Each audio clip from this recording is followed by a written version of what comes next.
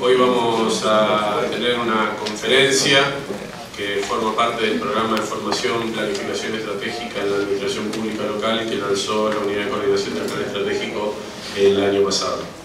Desde el lanzamiento del programa de formación hemos intentado acercar distintas visiones sobre la planificación estratégica en ciudades parecidas a Buenos Aires. El año pasado nos acompañó un arquitecto australiano que nos contó la experiencia de planificación de Sydney. Este año en este mismo salón tuvimos una conferencia con expositores de la ciudad de Zárate y la ciudad de Rosario, y hoy nos acompaña la arquitecta y doctora Claudia Murray, que nos va a contar algo sobre la experiencia de Londres. Están el vicepresidente del Consejo de Planeamiento, el ingeniero Roberto Pasos, el vicepresidente segundo del Consejo, el señor José Clavería, y la subsecretaria de la Unidad de Coordinación del Plan Estratégico, Silvana Givis. Le voy a pedir al ingeniero Pasos que haga una breve introducción. En primer lugar, vamos a hacer una breve síntesis de qué es el COPE. El Consejo de Planeamiento Estratégico es una institución creada por la ley, por la Constitución de la Ciudad de Buenos Aires del año 1996, es decir, la primera Constitución de la Ciudad de Buenos Aires, que es la que rige. Y constituye un avance sobre el tema de la participación ciudadana, porque conjuntamente con otros instrumentos como la unidad del Plan Urbano Ambiental, que cuenta también con una comisión asesora integrada por instituciones de la sociedad civil. En el caso del plan estratégico, esto es característica del plan, ya que está constituido por alrededor de 140 instituciones de la sociedad civil, que son las que formulan proyectos, sobre todo de legislación o recomendaciones, o el aporte inclusive a organismos del gobierno de la ciudad, contribuyendo a su planificación en el mediano y en el largo plazo.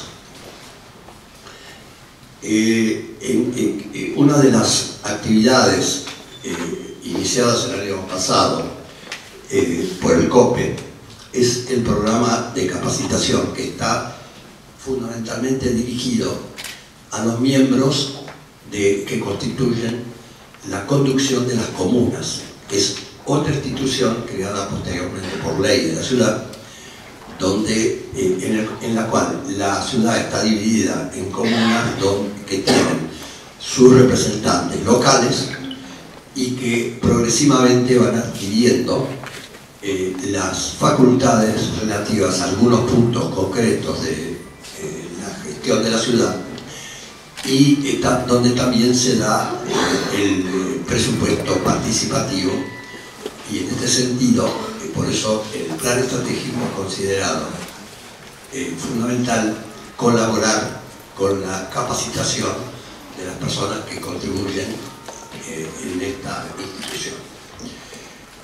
Como decía Gastón, el año pasado se tuvo una conferencia sobre el modelo australiano por Patrick Featherston, que es un planificador australiano que explicó aspectos de planificación en Sydney. Y hoy tenemos la presencia de la doctora Claudia Murray, arquitecta y doctora en urbanismo y profesora de la Universidad Reading de Londres, Reino Unido, que al margen de su apellido, porque hablamos de Murray y hablamos de la Universidad Reading de Londres, ella es argentina, nacida en Bahía Blanca. Es arquitecta y doctora en urbanismo. Se graduó en la Universidad de Buenos Aires. Es magíster en estudios culturales del King's College de Londres. Actualmente se desempeña como investigadora en la Henley Business School de la Universidad de Reading en Londres, y su investigación se centra en las implicancias económicas y socioculturales de la arquitectura y el diseño urbano. Es miembro de la Academia de Urbanismo, de la Real Sociedad para la Promoción de las Artes y el Walker Institute para el Cambio Climático. También desarrolla tareas de investigación en Latinoamérica, en organizaciones como Architecture for Humanity, COSPA y Favela Painting, y nos estaba comentando hace vanamente aquí que está realizando un trabajo de asesoramiento en Jujuy en relación con población Colla.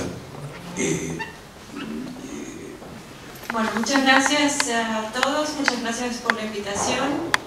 Y un poco para añadir, yo tuve el privilegio de estudiar en la Universidad de Buenos Aires y después de ahí me fui ya hace mucho, en el año 97, a Inglaterra, a continuar mis estudios de posgrado.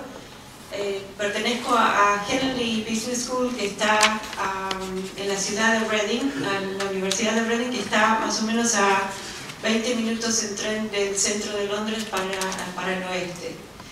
Y también soy miembro del equipo de investigación del Instituto Walker. El instituto es un instituto que se dedica a los problemas de cambios climáticos y cómo hacemos para resolver esos problemas.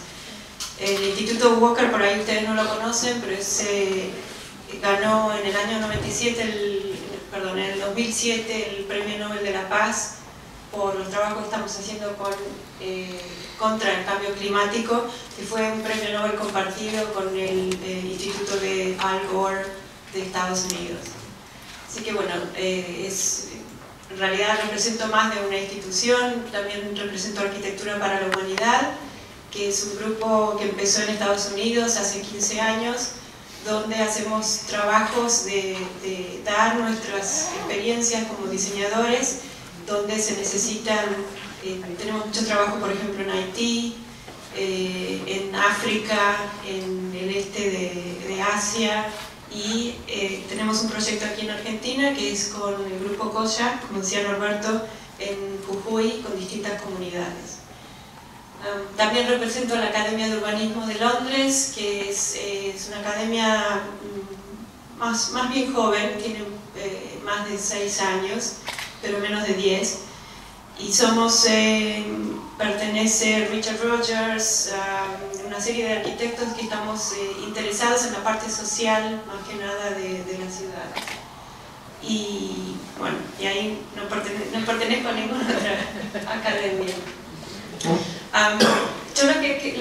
La presentación que puse sobre el sistema de planificación urbano en Londres, mi área de investigación es más bien Latinoamérica. A mí me interesa cómo se planifica y cómo se resuelve el problema de la inequidad social en Latinoamérica, pero a través de la Academia de Urbanismo nosotros hacemos muchas visitas y workshops en Londres, así que conozco el sistema también bastante bien, y sobre todo porque vivo en Londres y en este momento estamos luchando contra un desarrollo bastante con mucha inequidad que está casi en las puertas de donde yo vivo, así que también estoy en el sistema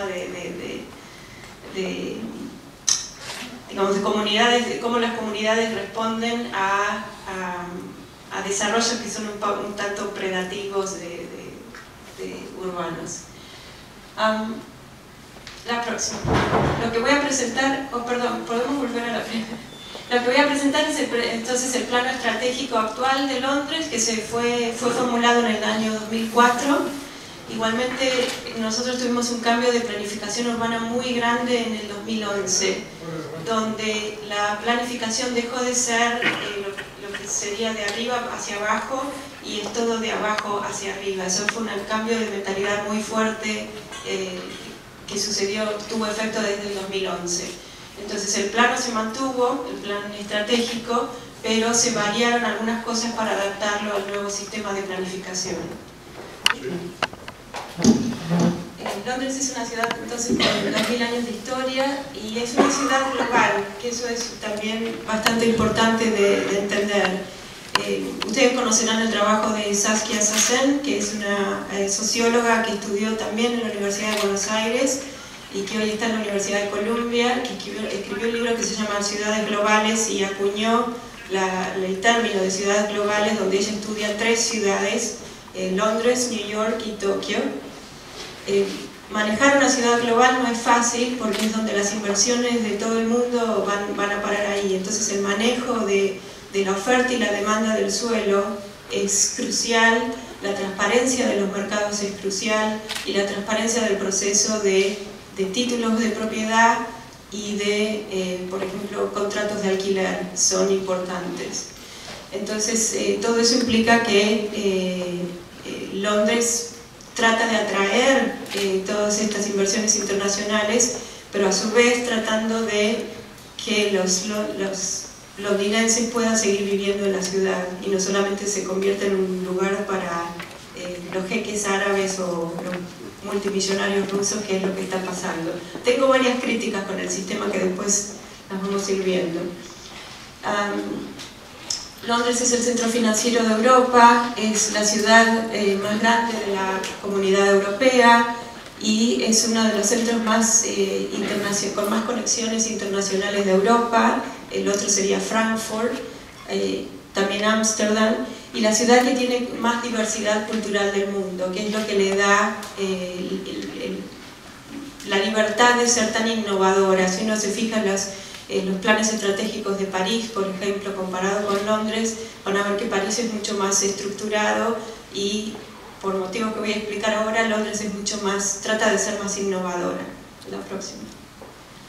Este es el diagrama principal de lo que es el plano del 2004, que todavía se mantiene. No sé qué tan bien conocen Londres. El centro rojo es la parte central, donde está Westminster y Knightsbridge y toda esa zona, y luego empiezan a ver los corredores. Allá se trabaja mucho con las mega regiones, que bueno, Buenos Aires también pertenece, no está sola, sino que hay un network de ciudades que están alrededor de Buenos Aires. Lo mismo pasa con Londres, está dentro de una región y está dentro de la Comunidad Europea, entonces hay muchas cosas que influyen. Se arman corredores y como la logística es importante, Londres tiene 5 aeropuertos internacionales, tiene un puerto, y la logística es cómo abastecer a los servicios de negocios que tiene la ciudad. Entonces las conexiones a los aeropuertos y los contactos internacionales son de prioridad número 1. Entonces todos los corredores, si ustedes se fijan, está el aeropuerto de Stansted, está Luton, Heathrow, Gatwick, el central, que es el City Airport, y el Thames Gateway, que sería la comunicación para el resto de Europa. La próxima. Problemas hay como en todas las ciudades. A mí a veces me intriga por qué a todo el mundo le interesa tanto Londres. No es perfecta, hay muchos problemas. Estuve hace unas semanas en Helsinki y para mí hay que empezar a mirar más al norte todavía. Londres y las ciudades inglesas tienen muchos problemas de inequidad. No sé si se enteraron, la imagen que está de fondo son las revueltas que hubo en el 2011, donde la gente salió a la calle, se prendieron fuego muchos locales comerciales, y bueno, eso es parte de la creciente inequidad entre las clases altas y las clases bajas. Hay mucha desigualdad. Hay otros problemas, hay problemas de congestión. Los alrededores de Londres están muy congestionados para entrar y salir de la ciudad en auto. Hay muy buena comunicación cuando uno vive en la ciudad, pero para los alrededores de la ciudad la gente todavía sigue utilizando el automóvil, que es algo que hay que combatir. Los costos de los negocios son muy caros, por este mismo problema que todas las inversiones internacionales vienen a Londres, se encarecen los costos de alquiler, se encarecen los costos de propiedades, y los que sufren son los negocios pequeños, que justamente los negocios pequeños son los más flexibles y los que más generan innovación en una ciudad. Entonces hay que tratar de reducir y mantener esos costos a nivel más accesible. La falta de vivienda es un problema muy grave. hay un déficit que se considera bastante alto de vivienda, ahora ya les voy a mostrar en más detalle. Y el problema es que también los costos no solamente afectan a los negocios, sino que afectan a las personas que viven en la ciudad. Entonces, es un problema que en este momento están tratando de solucionar, que voy a hablar un poquito más adelante. La inequidad social, la exclusión de minorías étnicas es otro problema. Hay el incremento de la población y la falta de inversión en el espacio público. Eso fue otro problema, se dejó de invertir en transporte público durante mucho tiempo y recién ahora se están empezando a hacer inversiones considerables. Hay falta de inversión de las escuelas y hay muchos problemas de creciente inseguridad, no solamente de inseguridad local, sino también de amenaza internacional. Entonces, toda la lista de problemas no es un paraíso. Próximo. ¿Cómo? No, por eso, problemas pasan en todas partes del mundo. Pero en los problemas también se encuentran las estrategias, la base de la estrategia londinense. La estrategia es la economía, cómo mantener esa economía vibrante en la ciudad, y el crecimiento económico y el crecimiento laboral, cómo impulsarlo. Lo importante de entender es que uno habla de planificación urbana en Londres, regulación no existe, que eso es lo lindo y lo sorprendente para todos nosotros. No hay reglas, hay modos en que yo trato de no coartar el crecimiento económico, sino más bien guiarlo. Todo es muy flexible, todo se discute, pero nada es rígido. Otra vez, esa es la diferencia entre París y Londres, por ejemplo, a nivel de planificación. Yo guío el crecimiento económico, guío el crecimiento de la población, pero no lo restrinjo. Permito que la gente traiga ideas, permito que los arquitectos traigan ideas novedosas. Por eso, no sé si vieron los rascacielos que han hecho en Londres. El rascacielos más alto de Europa está en Londres, no está en París. París no se puede, en el centro de París no se puede hacer absolutamente nada, está muy restringido, mientras que en Londres, si se presenta una idea que vale la pena y que puede ser un ícono para la ciudad, se conversa para ver cómo se puede hacer. Vamos a ver qué tipo de regulaciones tienen para guiar este crecimiento. La idea que se tiene muy clara es la de no expandir la ciudad, eso sí, es un límite. Londres tiene un cinturón verde donde no se puede construir y hay espacios verdes que se mantienen y no se puede construir ahí. Eso es rígido. La idea entonces a través de eso es de desarrollar una ciudad compacta.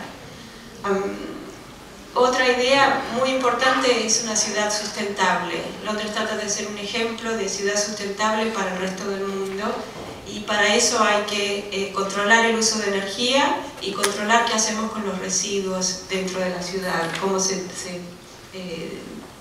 disposa.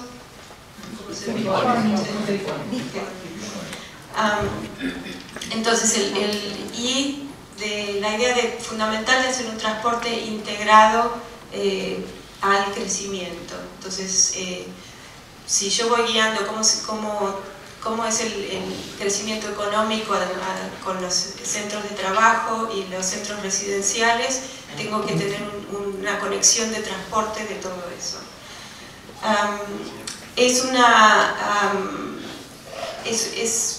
La parte de oferta y demanda es fundamental en la planificación urbana. Como yo les dije al principio, antes era de arriba para abajo la planificación y ahora de abajo para arriba. De abajo para arriba no quiere decir nada más que la gente participa en el proceso, sino que se evalúa dónde está la oferta, dónde está la demanda y qué capacidades tiene la ciudad para absorber esa demanda y qué capacidades tiene para crear oferta nueva. Eso es de abajo para arriba. Entonces se miran los espacios comerciales, se miran las partes residenciales y los lugares de ocio. Londres considera que es una ciudad donde se atrae mucho lo que Richard Florida llama la clase creativa, y es la clase creativa, según Richard Florida, que es un académico norteamericano, él considera que es una clase muy exigente, es una clase muy trabajadora, trabajan mucho en la parte financiera, en la parte legal de los negocios, pero es una clase muy exigente a nivel de ocio. Hay que ofrecer buenos colegios también para los hijos de esta clase, y hay que ofrecer buenos teatros y buenas actividades culturales. Entonces todo eso forma parte del plan. Y se ha dado prioridad a zonas donde históricamente el crecimiento de la ciudad ha sido bajo. Otra vez, un tema que tiene Londres es que el crecimiento de la ciudad históricamente fue mucho para el oeste y del río hacia el norte, por un problema de suelo, porque en la época victoriana, cuando se hicieron el transporte, el subte, el suelo del sur del río de Támesis es muy arcilloso y no se podían construir los túneles. Entonces hoy se trata de equiparar, porque con las tecnologías nuevas se pueden hacer construcciones. Entonces después van a ver que hay mucha inversión ahora en el sur del río y hacia el este de la ciudad, y el oeste está más bien saturado. La próxima. Los objetivos, entonces, es de acomodar este crecimiento. Yo miro nada más dónde está el crecimiento de la ciudad, acompaño y modifico, y voy tratando que la planificación acompañe ese crecimiento, manteniendo el cinturón verde. Hacer de Londres una ciudad más saludable, ese es otro objetivo. Una ciudad más próspera, con crecimiento diverso y mirando siempre a largo plazo. Es decir, las inversiones inmobiliarias se consideran que son buenas si tienen una visión a largo plazo. La visión a corto plazo no existe. Se trata de promover la inclusión social y combatir la discriminación, y mejorar el acceso a la ciudad en el transporte, y hacer de Londres una ciudad sustentable y ejemplar, siempre a través del diseño. Estos son los objetivos del plan del 2004. ¿Cómo se gobierna este monstruo, digamos? Se creó en el año 2000, que es bastante joven, lo que es el Greater London Authority, GLA, que forman un grupo, Londres tiene 32 barrios más la City, o sea, serían 33 barrios. Hay un alcalde, que en este momento es Boris Johnson, y hay una asamblea donde cada representante de cada barrio pertenece a esa asamblea y lo cuestionan. Cada tanto se hacen unas reuniones y le hacen preguntas al alcalde de por qué se tomaron ciertas decisiones. Estos son representantes que vienen votados por cada barrio, por el pueblo. La accountability, que es quién toma las responsabilidades, es fundamental y es clave para el gobierno de Londres. Si yo tomo una decisión, por eso cuando el alcalde toma una decisión, le hacen preguntas porque quieren saber por qué toma esa decisión, y lo que genera eso es más transparencia en el sistema de planificación. La próxima. Ustedes aquí tienen 146 asociaciones. Londres también tiene más de 300 asociaciones de distintos sectores. En el centro de este gráfico muestra un poco la cantidad de sectores que participan. En el centro está el GLA y se trabaja en asociaciones. Hay mucha comunicación, hay mucha cooperación. Cuesta, porque no es fácil de formar. Por ejemplo, si yo quiero el sector público y el sector privado chocan, pero se trata de buscar conciliación, no de ir al choque. Entonces hay sector público, sector privado, está el supply sector, que son los servicios, y está la comunidad y los centros voluntarios. Y ahí a partir de cada uno hay distintas organizaciones, y vamos a ir viendo cómo operan. La próxima. GLA lo que trata de hacer es entonces mejorar la salud en la ciudad de Londres, ofrecer equidad de oportunidades, no solamente de reducir la brecha de ricos y pobres, sino que haya oportunidades de acceso a, eso quiere decir acceso a educación y acceso a trabajo, y contribuir al desarrollo sostenible de Londres. La visión que tiene Londres, para distintas cosas se hacen visiones más cortas de 5 años, depende sobre todo cuando tiene que ver con operaciones inmobiliarias, porque eso depende de los precios de los mercados, pero la visión a largo plazo siempre es a 15 o 20 años.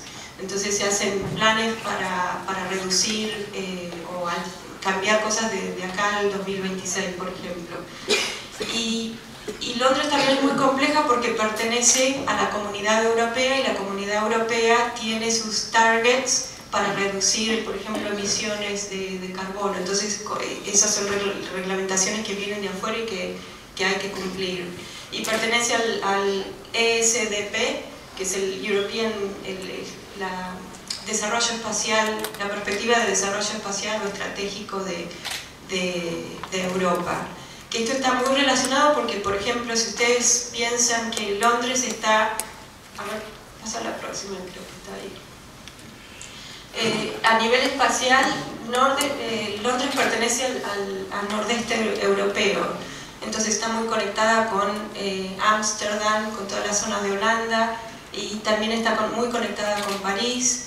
Y todas esas conexiones implica que hay que hacer transporte, porque hay mucho negocio entre las ciudades, y para hacer transporte, ya verán que es problemático hacer transporte integrativo entre 2 municipalidades colindantes. Imagínense lo que es entre 2 países, y con la pica que se tienen entre los franceses y los ingleses sobre todo. Entonces, se necesitan muchas reuniones y muchos trabajos de cooperación para poder hacer, por ejemplo, los trenes que van desde Londres a París, los trenes que van a Ámsterdam. Eso porque pertenece entonces a esta mega city, región que mueve más o menos 21 o 22 millones de personas haciendo negocios diariamente.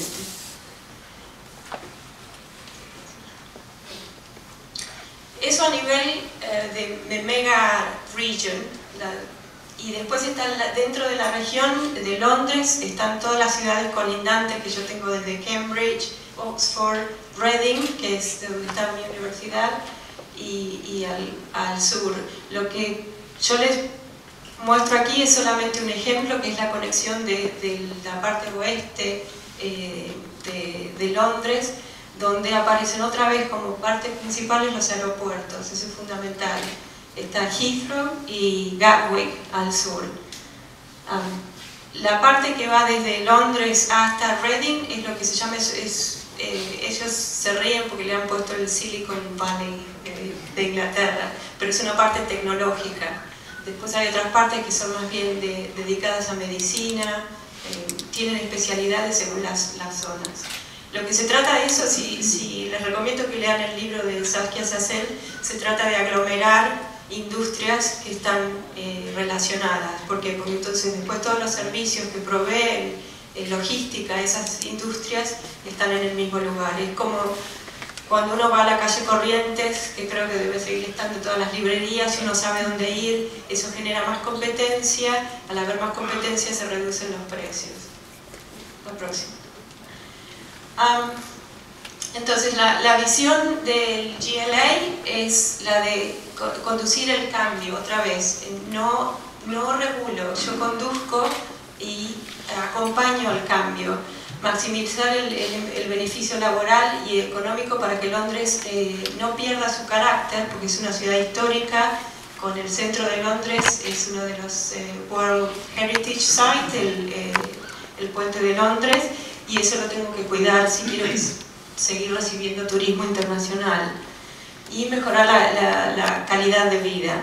Entonces hay 4 pilares en el programa. Uno es la economía diversa, la inclusividad social y la mejora del medio ambiente para reducir las emisiones de carbono y maximizar el uso de recursos que ya tengo. O sea, esos son los 4 pilares con los cuales se arma el programa.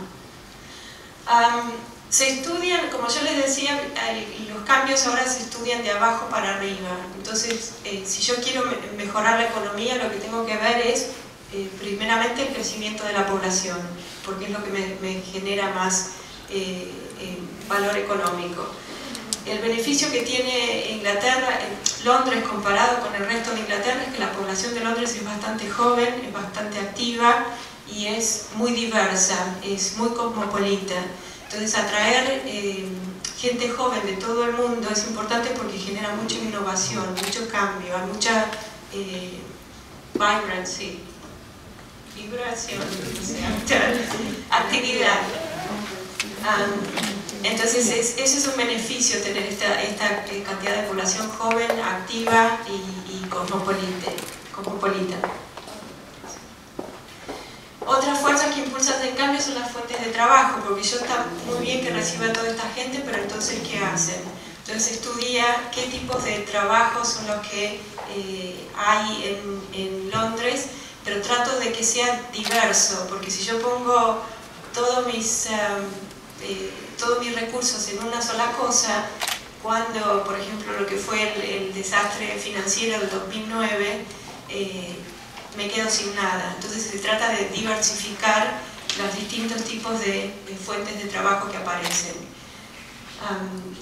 Fíjense que igualmente los negocios siguen siendo, como es una ciudad global, los negocios siguen siendo importantes, pero Londres está tratando de generar más manufactura para depender menos del resto del mundo. Y otra de las fuerzas que impulsan el cambio es esta idea no solamente la idea de ser una ciudad sustentable, sino también porque hay que cumplir con ciertos requisitos a nivel mundial. Hay varios tratados que se siguen, el Tratado de Kioto, el Rio Summit, que se empezaron aquí en Río de Janeiro, y las directivas que existen dentro de la Comunidad Europea y las directivas que existen dentro del Reino Unido. Este gráfico muestra lo que se hacía con los residuos a fines de los años 90 en Londres. Fíjense que el 70% de los residuos de la ciudad de Londres iba a relleno de tierras, lo cual eso se tiene que reducir. No sé si escucharon que hubo una expedición al Polo Norte este año, volvieron en febrero de este año y ya se sabe que si el mundo sigue como estamos, al Polo Norte le quedan 70 años. 70 años se derrite el Polo Norte. O sea, si no empezamos todos a cambiar la mentalidad, estamos en problemas graves. Entonces, la reducción que se intenta hacer de los residuos que van a ir a parar a tierras es ahora del 70% al 20%. O sea, son reducciones considerables que se están poniendo como targets. Para todo esto hay que cambiar el comportamiento de los ciudadanos, si no, no se puede hacer nada sin esto. Y el problema que tiene Inglaterra y que tiene toda Europa es que tiene un stock de edificios y de viviendas que a todos nos parecen muy lindos, pero son muy antiguos. Y eso yo siempre comparo y veo que es el beneficio que tiene Latinoamérica. Nosotros, en vez de estar construyendo los bloques de vivienda que estamos construyendo, habría que construir cosas que ya estén mirando al futuro de cómo hacerlas para que la construcción sea más sustentable y que el edificio ya tenga incorporadas energías renovables. No es una crítica, pero pues estuve en Jujuy visitando algunos desarrollos de viviendas en un pueblo donde no hay siquiera infraestructura de calles. Entonces las viviendas nuevas tienen el pluvial que termina en la calle, que la calle está sin asfaltar, y esto en una zona donde se están quedando sin agua. Entonces, y acaban de ser terminadas estas viviendas. Entonces a mí me genera esa pregunta: ¿qué estamos haciendo? No se podría, si vamos a hacer las cosas, hagámoslas bien, digamos. Entonces la desventaja que tiene Europa y sobre todo Inglaterra es que están teniendo que hacer lo que se llama un retrofit de todo el stock de viviendas y de oficinas antiguos. El mayor de Bristol, que pertenece a la Academia de Urbanismo, nos contaba que estaban tratando de mejorar lo que son todas las casitas victorianas que se hicieron a principios del siglo pasado, y la pendiente de los techos no es favorable para poner paneles solares, entonces tienen que idear un mecanismo para que la pendiente sea ideal para los paneles solares. Entonces nosotros aquí en Latinoamérica tenemos la ventaja de ver todo eso y podemos ya empezar a diseñar. No digo que todo se tiene que construir con paneles solares, pero por lo menos que los edificios ya empiecen a tener la pendiente para que cuando esté el dinero podamos ya tener la superficie adaptada para los paneles.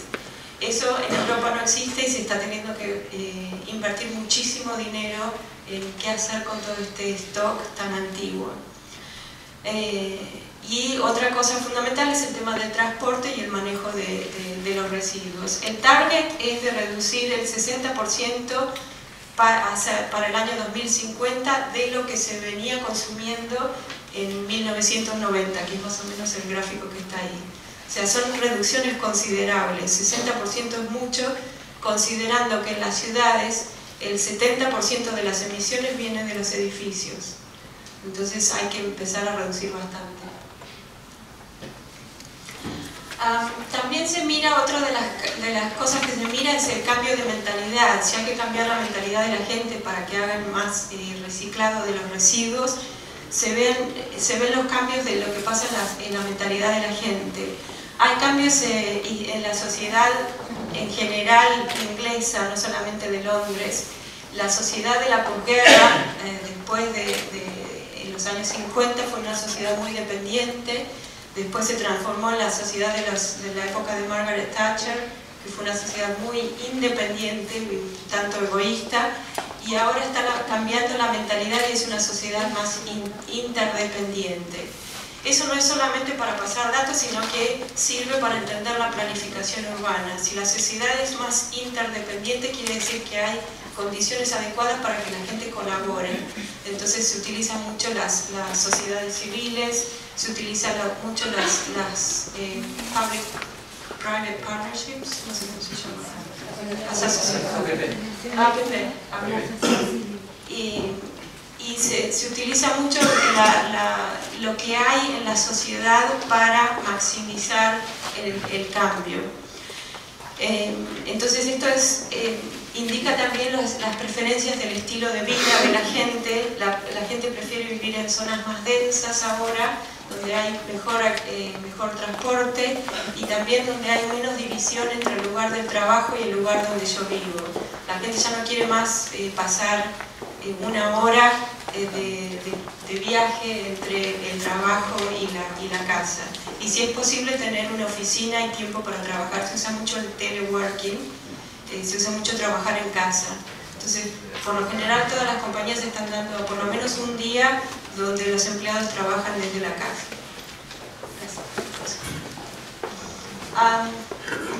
Problemas de equidad social hay muchos. La imagen que está por ahí detrás es Highgate, que esto está en el sureste de Londres.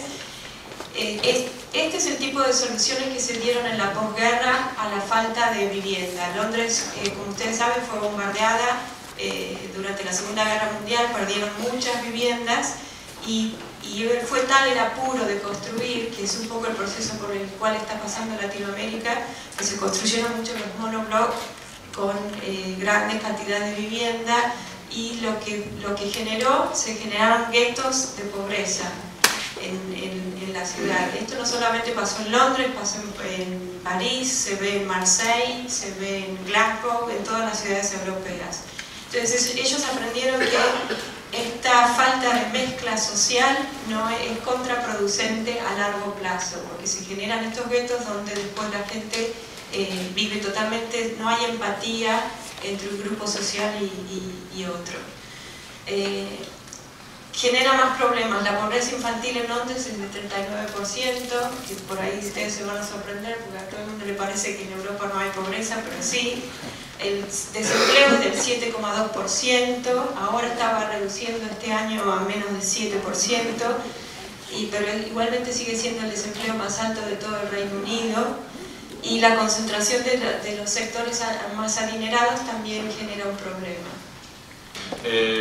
Nos pregunta el ingeniero Condujian del SEAMSE, ¿cómo es el sistema de disposición final de residuos en Londres? Como yo les contaba, en los años 90 el 70% era de relleno de tierras, y ahora se está tratando de llegar a que eso sea un 20%. Hay sitios especializados donde hay que llevar los residuos y se recicla hasta un 70%, se está tratando de reciclar, pero forma parte de la mentalidad de la gente.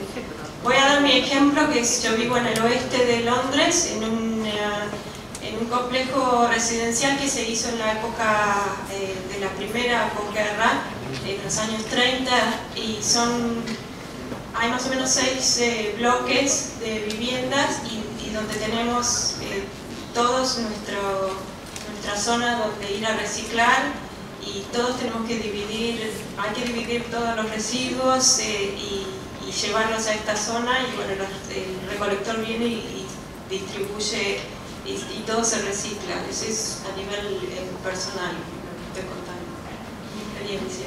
Bueno, justamente nos hacen una pregunta al respecto. ¿Cómo fue el proceso para concientizar a los vecinos de Londres sobre la necesidad de separar los residuos y qué metodología? ¿Quién fue el responsable de hacerlo y con qué metodología? La gente está cambiando, pero cuesta mucho. Hay que cambiar la mentalidad y cuesta muchísimo. Está costando en toda Europa, pero no hay un responsable. En Londres podría ser que es Ken Livingstone, que empezó el año pasado, y el alcalde nuevo Boris Johnson, que tienen una agenda de sustentabilidad y que impulsaron y se invirtió en estos lugares para que hay que facilitar el reciclado para la gente. Si yo impongo una legislación donde la gente tiene que subirse al auto para ir a reciclar, no lo van a hacer. Tengo que ofrecer cosas que faciliten ese proceso. Londres es un ejemplo, otro ejemplo es Ámsterdam, otro ejemplo es Dinamarca, que para mí están mucho más avanzados. En Dinamarca tienen una mentalidad ellos lo llaman sustentabilidad hedonística, donde hay que disfrutarla. Si la gente no disfruta de la sustentabilidad, si no lo hacen divertido, no lo van a hacer. Entonces Dinamarca es un país interesante para ver cómo tratan de implementar este tipo de cosas.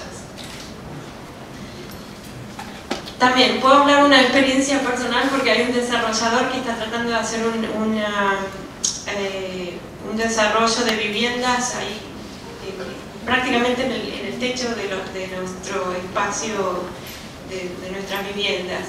Nosotros tenemos, como comunidad, nos agrupamos, pero no podemos ir directamente a hablar, sino que necesitamos poner un representante para que hable en nuestro nombre. Y ese representante tiene, en una asamblea general, tiene 2 minutos para presentar los problemas, porque hay muchos desarrollos y solamente se dan 10 minutos para cada desarrollo para ver qué es lo que la comunidad necesita. Pero hay procesos, no solamente estamos representados por una persona, sino que también hay un grupo de representantes de nuestro barrio que nosotros nos votamos. Pero las asociaciones se hacen en general porque la gente quiere participar. Igualmente es difícil. Yo creo que si hay una ventaja que Latinoamérica tiene, es que hay más participación que en Europa. En Europa, por una cuestión cultural, por una cuestión de que son clases también más adineradas, no hay tanta necesidad. En Latinoamérica todavía hay mucha necesidad y entonces la gente se agrupa para luchar. Creo que eso es algo positivo y que al revés tendría que ser en eso. Creo que Latinoamérica tiene muchas cosas que enseñar a Europa. ¿Y tiene alguna aproximación sobre cuánto es el presupuesto de la ciudad de Londres? ¿Cómo se aplica ese presupuesto? ¿Cómo es el proceso para ejecutar ese presupuesto? Y relacionado con esto, ¿cómo funciona el sistema de competencias centrales y competencias locales y barriales? cómo se articulan en la ciudad de Londres. Cada municipalidad tiene su presupuesto, que si la municipalidad también no lo gasta, al año que viene, al año siguiente, cuando se revisa el presupuesto, se lo quitan. Entonces eso es un problema, porque a veces las municipalidades tratan de gastar y no lo necesitan. Entonces eso también se está reviendo, pero no es que haya un presupuesto fijo, sino que es más bien flexible en cuanto a otra vez la oferta y la demanda, y se va revisando en forma anual. Y no me acuerdo la competencia.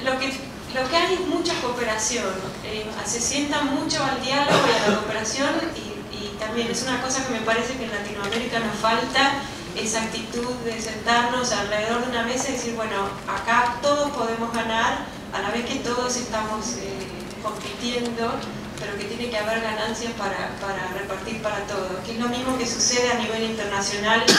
Cuando se creó la sede del Banco Europeo en Frankfurt, todo el mundo pensó que iba a ser el fin de Londres, pero hay estudios que se hacen de que eso incrementó la colaboración entre las dos ciudades a nivel financiero. Entonces, desde el punto de vista inglés, la competencia sana implica mayor cantidad de cooperación para que todos ganen. Gracias a todos por venir.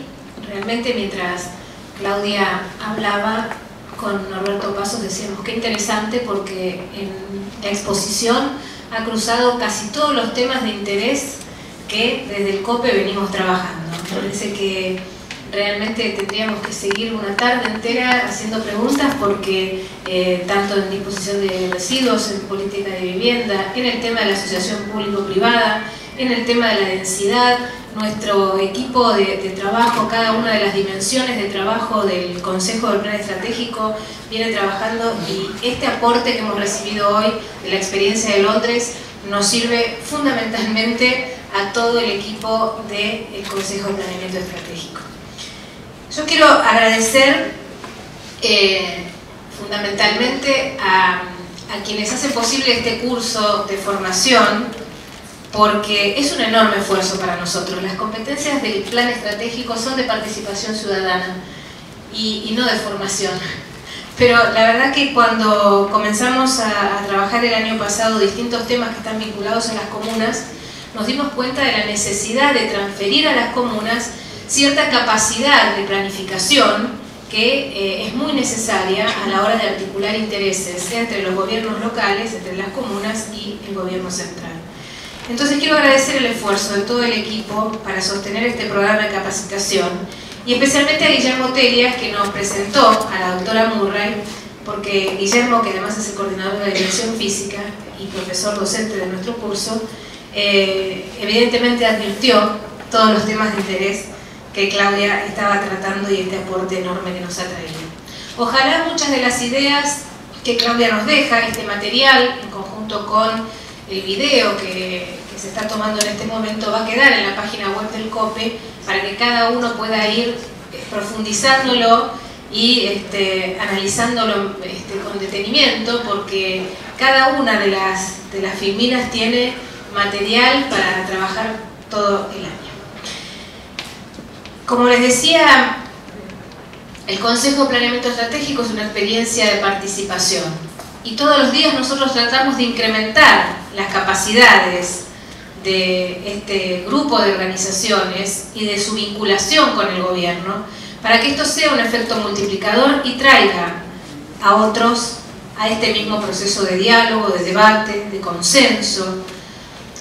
Y desde el año pasado, en conjunto con otras áreas del gobierno, nos hemos esforzado por acrecentar el alcance de las iniciativas que vamos tomando y de generar estos espacios de encuentro donde hablamos de otras ciudades. También estuvimos hablando en este mismo salón de los casos de Zárate, de Rosario, como decía Norberto y Gastón, del caso australiano, de Sydney, y esto nos abre a nosotros también la mirada a la hora de pensar en Buenos Aires.